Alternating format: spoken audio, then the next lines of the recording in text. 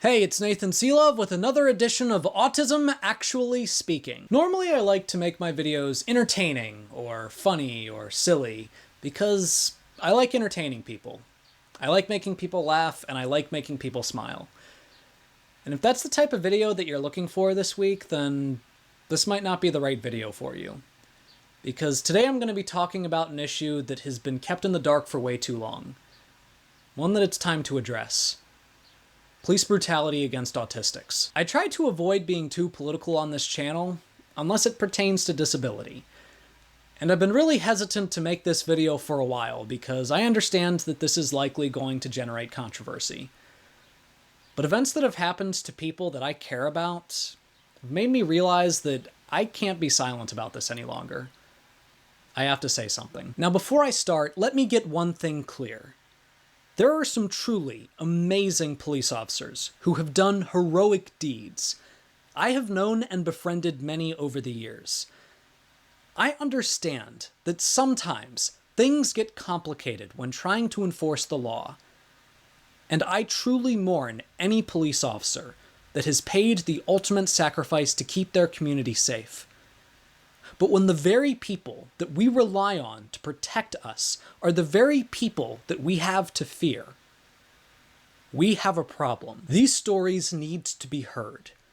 Connor LaBelle was a 14-year-old boy who was stemming in a park when a patrolling cop saw him, thought he was on drugs, handcuffed him, and pinned him to the ground against a tree, while Connor screamed. Connor's mother filed a complaint with the police department, and an internal investigation cleared the cop entirely. Arnaldo Rios was a young autistic man who walked out of a group home to play outside.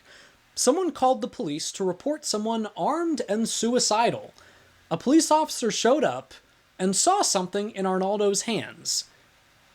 It was a toy truck, but the cop thought it was a gun, and he opened fire. He missed Arnaldo, and he hit his caregiver. His caregiver survived, and the family has now filed suit. These victims survived their encounters, but not everybody is so lucky. The Rudderman Family Foundation reported that nearly a third to a half of all individuals killed by the police are people with disabilities. Recent debates and movements regarding the excessive use of force by police officers has brought this conversation into national discourse. Now we must add to that. We must talk about the thousands of autistics and people with disabilities in general that are brutalized or killed by police every day. When you see a police officer, it should make you feel safe. It should make you feel like there is someone there to protect you. But this has happened to enough people that I know and enough people around the country to where that is not how I feel when I see a cop. I am not trying to stir up resentment between the disabled community and police officers. I am trying to demonstrate that this is an institutional problem, and it is in need of institutional solutions. First, we need accountability. As it stands, when a police officer is on trial for police brutality or even murder, the person who is their prosecutor is often someone that they work with, representing a major conflict of interest. And this usually results in the police officer being completely cleared of all charges. We must have a system of impartial, objective prosecutors that can ensure that if the law was broken, justice is carried out. The second solution is training. Oftentimes, the excessive use of force against people with autism comes down to a simple lack of understanding. How to identify people with autism. How to handle people with autism. Luckily, there are programs in place in order to help train police officers. Rob Zink is a police officer with the Minnesota St. Paul Police Department, who created the Cop Autism Response Education Project in order to train his fellow officers.